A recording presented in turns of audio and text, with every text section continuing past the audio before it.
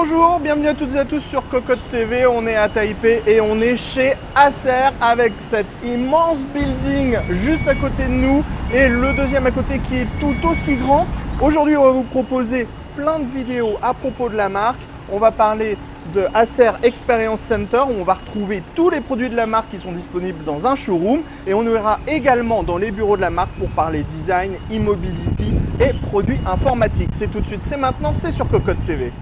Nous voilà maintenant à l'intérieur du bâtiment. On va voir une partie des bureaux, des salles de réunion ici. Bon, il faut savoir qu'il y a deux bâtiments absolument énormes, mais ce qu'on va vous montrer tout de suite, c'est le Acer Experience Center où on va retrouver tous les produits Acer qui sont disponibles actuellement sur le marché. On a un petit café aussi en même temps pour pouvoir faire une petite pause. Ici, on va voir une partie de la e-mobilité et il y a absolument un truc énorme que tout le monde ne connaît pas encore ici. C'est le Predator X21 qui est tout au fond. C'est un laptop gaming qui est sorti il y a quelques années. Et c'était le premier laptop avec un écran curve ici. Et on était sur un écran qui était en 21 pouces. On avait un clavier mécanique. C'était quelque chose d'absolument énormissime avec bien sûr de la GTX à l'époque puisque les RTX n'existaient pas encore. Et c'était vraiment une machine complètement folle. Alors, après, aujourd'hui, on va retrouver une machine Predator, mais qui cette fois va être en carton, puisqu'on est sur l'année du Dragon. Et donc, l'équipe de design a produit le 2024 Predator Dragon, qui est entièrement en carton, c'est ultra bien fait. On va retrouver les petits yeux qui s'illuminent. Bref, c'est vraiment ultra joli et ultra bien fait. On rentre maintenant dans la partie dédiée à Predator. Alors, vous l'avez vu peut-être dans l'entrée, on avait le vrai Predator qui nous attendait. Et donc ici, on va retrouver en fait tous les produits gaming de la marque. Donc on va avoir le Predator Helios 300 avec l'édition Spatial Lab. L'édition Spatial Lab, on vous rappelle, c'est un écran qui va être de type 3D. On a deux caméras qui vont capter en fait vos iris au niveau des yeux. Et quand on va se mettre juste en face, en fait, ça va capter. Et on va voir la 3D qui va tout simplement sortir de l'écran. Ça marche ultra bien. Ensuite, on va retrouver le Predator Orion 7000 qui est la grosse machine haut de gamme desktop de la marque. Juste à côté, on va voir le très intéressant Orion X. Cette petite machine qu'on peut ouvrir de tous les côtés qui intègre une énorme carte graphique. On est sur une RTX 4090 à l'intérieur.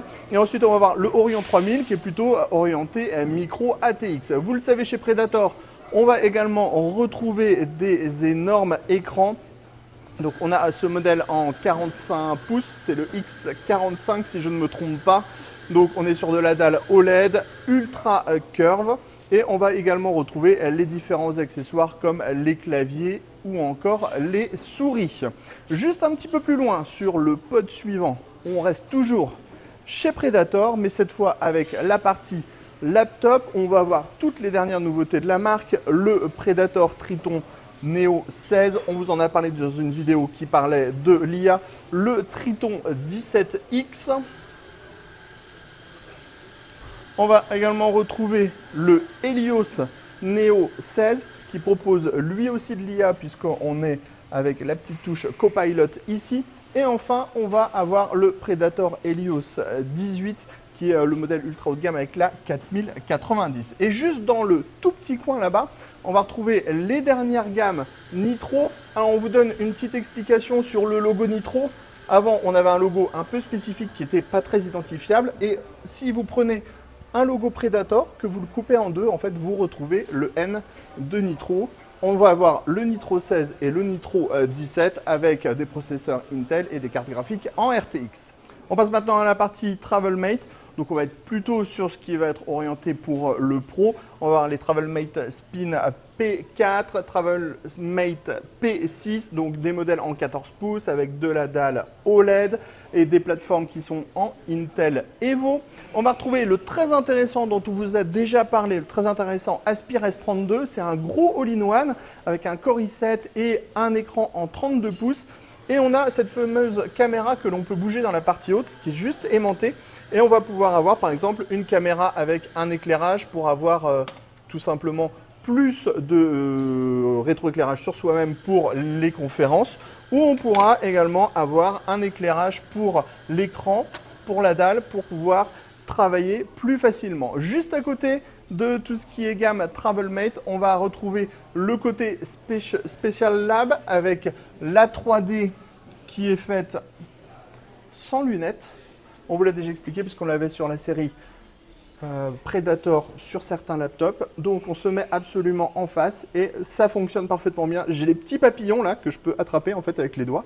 Ici, on a les deux caméras qui viennent traquer les yeux, ça fait deux images différentes et en fait notre cerveau va faire le travail en même temps pour qu'on puisse avoir la 3D et là ça marche extrêmement bien. Ici on est sur la version Pro avec l'écran et la machine en concept D qui va être plutôt orientée pour tout ce qui va être travail de création, image 3D. On va retrouver aussi l'écran Spatial Lab sur le Aspire 3D 15 qui est là en 13e génération. Et enfin, on va également retrouver les solutions Spatial Lab sur le concept D17 qui est là aussi une machine plutôt orientée travail professionnel. Depuis longtemps, Acer travaille également sur les Chromebooks. Clairement, on va retrouver 4 modèles ici qui sont présentés. On va en avoir avec des processeurs Intel, on va avoir du 14 pouces, du 16 pouces, mais on va plus s'intéresser à la partie Swift Family avec tous les nouveaux SwiftGo 14, SwiftGo 16, Swift X14 et Swift Edge 16. Des machines qui exploitent l'intelligence artificielle, soit avec les NPU intégrés au processeur Intel ou intégrés au processeur AMD, ou encore même en profitant de l'intelligence artificielle qui peut être intégrée dans les cartes graphiques NVIDIA. On est sur des laptops qui vont utiliser des puces Meteor Lake, donc avec un NPU. Et sur la version X, on va retrouver une carte graphique NVIDIA en RTX, d'où le fait de pouvoir profiter de l'intelligence artificielle via le module NVIDIA. On termine sur la partie centrale et le côté gauche. Partie centrale, ça va être tout dédié à la gamme Vero. Donc la nouvelle gamme Vero, elle va utiliser les derniers processeurs Meteor Lake pour profiter de l'intelligence artificielle. Et on va également avoir des coques qui sont en plastique avec 60% d'utilisation de plastique recyclé à l'intérieur. On a toujours cet effet très sympa de plastique un peu pailleté avec différentes couleurs et ça rend vraiment très bien. Ensuite, on va avoir les quelques dispositifs pour ranger son ordinateur, les sacs à dos, les AIO en Vero. Acer propose également une division Acer Pure pour tout ce qui va être ventilation, humidification, purification de l'air. On va également retrouver des aspirateurs. Franchement, ce purificateur d'air, il est juste absolument magnifique. Enfin, on a déjà parlé e-mobilité au début, on va en reparler un tout petit peu maintenant avec le e-Bi qui est le vélo phare de la marque, 110 km d'autonomie, charge en 2h30, 25 km/h.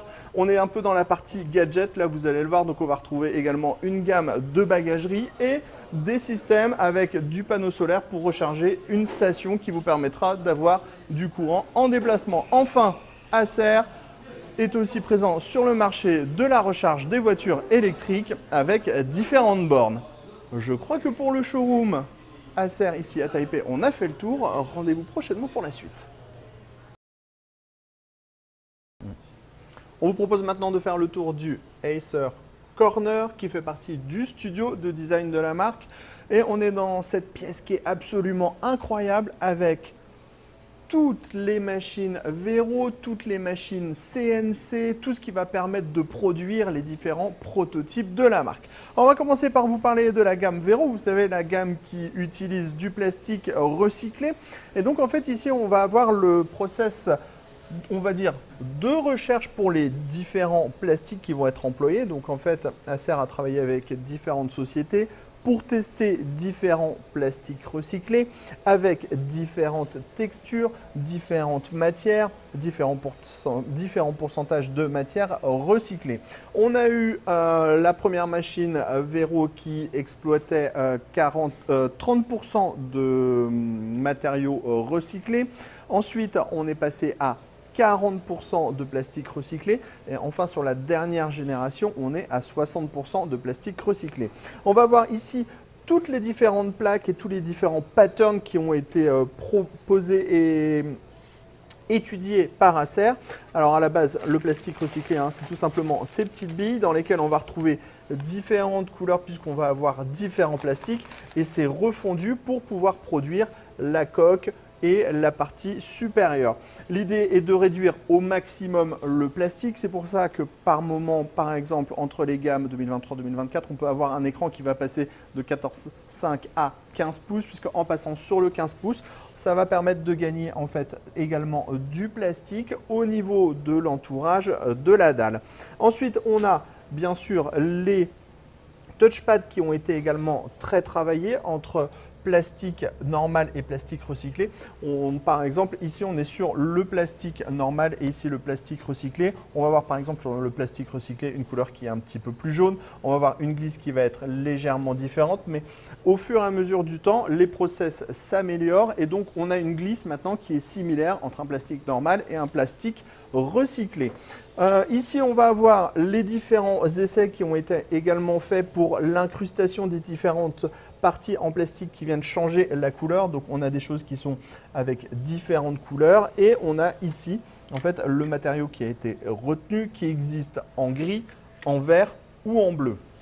D'ailleurs, ces matériaux peuvent aussi être recyclés, comme Acer nous le montrait, puisqu'il est possible de réutiliser les matières qui ont été employées dans les verrous pour créer de nouveaux capots pour de nouvelles machines, avec un plastique qui va être de nouveau recyclé et qui va, vous voyez ici, on retrouve le gris, le bleu, le noir, le vert des différentes gammes verrous. Acer a également essayé d'autres produits et travaille sur de nouveaux produits recyclés, comme par exemple l'aluminium. On va voir ici ce capot qui vient donc d'un aluminium qui a été recyclé. C'est pour ça qu'il a cet aspect un petit peu vieilli, déjà utilisé, mais on n'empêche que c'est ultra super beau. On a la petite laser cut pour apporter ce petit côté un peu nouveau, puisque c'est quand même une pièce qui est neuve, même si le matériau est en fait lui-même recyclé.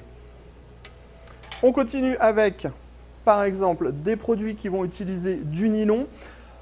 Il y a des études pour utiliser en fait les déchets des filets de pêche qui sont donc constitués de nylon. On va les réagglomérer et en faire de nouvelles petites pastilles pour refaire des bobines de nylon qui vont permettre de produire par exemple différents tissus comme pour pouvoir recouvrir certaines machines ou certains laptops. Acer propose également par exemple l'utilisation de matériaux plus écologiques comme par exemple l'ananas qui permet d'avoir en fait une sorte de simili-cuir. On termine sur toujours le côté écologique. On a les nouveaux packaging. Les nouveaux packaging vont être sur la même optique, c'est-à-dire que le packaging doit pouvoir servir à quelque chose si il doit être tout simplement pour éviter que ce dernier ne finisse à la poubelle. Donc, par exemple, ici, on va avoir un carton, tout simplement, le couvercle. On va retirer les différentes parties, donc ça pourra toujours faire office de plateau si vous voulez.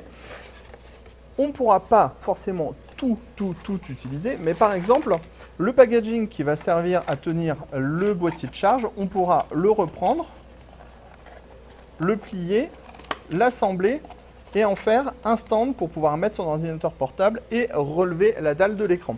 Ensuite, au niveau de la boîte, les cartons, on en fait souvent relativement rien puisqu'ils ont une forme un petit peu différente. Et ici, on va pouvoir relever en fait le carton, déplier le carton et avec le couvercle qu'on avait tout à l'heure, vous avez vu, ça a été travaillé avec quelques impressions ici et là. On pourra en faire une boîte qui vous permettra de faire du rangement. On enchaîne avec la partie où on va retrouver un petit peu le matériel qui va permettre de faire la création. Alors, on a deux endroits pour le faire. Ici, on va retrouver une scie, des meuleuses, une fraiseuse, un tour, une sableuse, une grosse perceuse à colonne. Donc, tout ça, ça va permettre de travailler sur les différents matériaux. On a également quelques prototypes, dont le fameux X21 de Predator avec une dalle 21 pouces Curve, une machine absolument incroyable qui n'existera plus jamais. On avait le touchpad qu'on pouvait détacher en fait pour pouvoir utiliser le touchpad pour faire autrement. Et en dessous, on avait le numpad, pardon. On avait le numpad et en dessous le touchpad et on avait un vrai clavier mécanique. On a également ici, par exemple, la vue complètement éclatée d'un Aspire S7 avec toutes les vis qui sont marquées, précises, collées aux bons endroits pour montrer en fait tous les composants et toutes les choses qui vont être intégrées à l'intérieur du laptop. On va aller maintenant par là-bas. On va aller dans le Idea Greenhouse, pardon, désolé pour ma prononciation. Et on va passer dans un endroit où il y a pas mal de prototypes qu'on a connus ou pas de la marque, comme par exemple cette énorme machine Acer Predator qui ne verra jamais le jour, qui est un prototype. On a par exemple ici une étude qui avait été faite pour un boîtier de chez Packard Bell. On va retrouver des impressions 3D pour par exemple le Hibi ou encore le Gaming Throne. C'est bien ça, Sébastien, je ne me trompe pas. Et dans cette dernière et ultime partie du studio de design, on va retrouver en fait les fraiseuses numériques qui vont permettre de créer des pièces. Et on va également avoir une partie pour tout ce qui va être impression 3D. Je crois que pour le Design Center chez Acer, vous savez tout. On vous dit à bientôt. On parle 3D avec Acer et Predator. Ici, on est devant le Acer SpatialLab View Pro, un écran en 27 pouces qui affiche du 4K en classique et du 2x2K une fois en 3D. Alors ici, on a les trois écrans qui sont chaînés sur Microsoft Flight Simulator. Et quand on va venir s'installer juste en face des caméras, donc on va avoir notre regard qui va être capté par les différents capteurs qui sont sur les écrans. Quand on va bouger comme ça, on va avoir même cette impression de pouvoir bouger un petit peu dans l'avion. Et en fait, ça va donner vraiment cette impression de casque VR, mais sans avoir le casque VR qui est au-dessus de la tête. Parce que parfois, le casque VR, c'est un peu lourd. Et donc, ça permet d'avoir cette technologie qui est un petit peu différente. On a en plus les haut-parleurs qui vont directement retranscrire le son. Et ça marche réellement très très bien. Il y a d'autres applications qui ont été proposé et montré aujourd'hui par Acer. Donc là, on est toujours sur le Acer SpatialLab View Pro. Ici, on est en fait sur une application de type médical. On ne sait pas si on vous montre trop les images ou pas. On est sur une opération du cœur. Et en fait, ça sert par exemple dans les hôpitaux pour que les étudiants puissent suivre en direct avec cette impression 3D pour pouvoir suivre ce que fait le chirurgien en direct, parce que les étudiants ne peuvent pas toujours aller dans la salle d'opération pour pouvoir suivre, et le chirurgien est le seul à réellement voir ce qu'il est en train de faire. Donc pour donner cette impression d'immersion et pour pouvoir permettre aux gens de suivre l'opération et de connaître les techniques, c'est une des applications qu'on a justement avec la 3D. Ensuite, on avait une autre démonstration avec une application qui va être plus à destination des musées. On va avoir un dragon ici, on va poser notre main au-dessus d'un capteur et on va pouvoir avec la main attraper normalement le dragon. Alors voilà, j'ai attrapé le dragon. Imaginons, on va dire que c'est une sorte d'œuvre d'art NFT et je vais pouvoir tourner et étudier toute l'œuvre d'art comme ça qui a été créée par l'artiste. On avait tout à l'heure une sorte de statue en bois. Et donc, ça permet de faire le tour. On a les écrans qui sont positionnés au mur et ça permet de manipuler en fait les différentes œuvres. Ensuite, on a ici un concept D SpatialLab avec un module Z-Space sur le côté. En fait, on va avoir la 3D au niveau de l'écran. Donc moi, je vois tout en profondeur.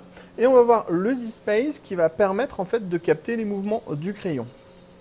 Avec le crayon, j'ai un petit pointeur qui va arriver et je vais pouvoir aller par exemple réunifier tout le bras. Ensuite, je vais pouvoir aller chercher le bras, démonter le capot du bras, je le pose, je vais aller chercher la caméra et avec la caméra, je vais pouvoir aller explorer de près en fait les différentes parties à l'intérieur du bras.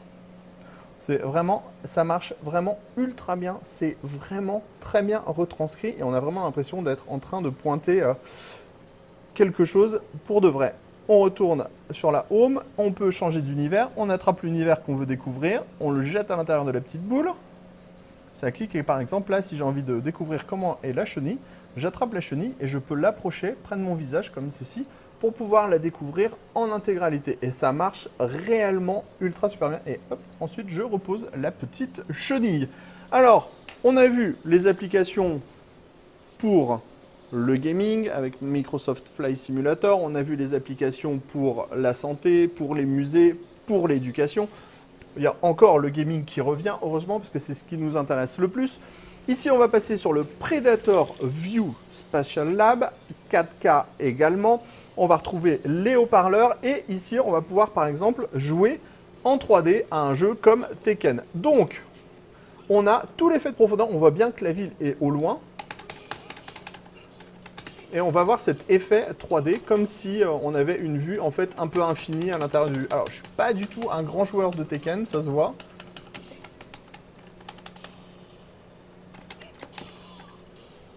Mais je me défends quand même. Pas vraiment. Et donc là aussi, ça fonctionne vraiment de façon absolument impressionnante. On a vraiment cet aspect de...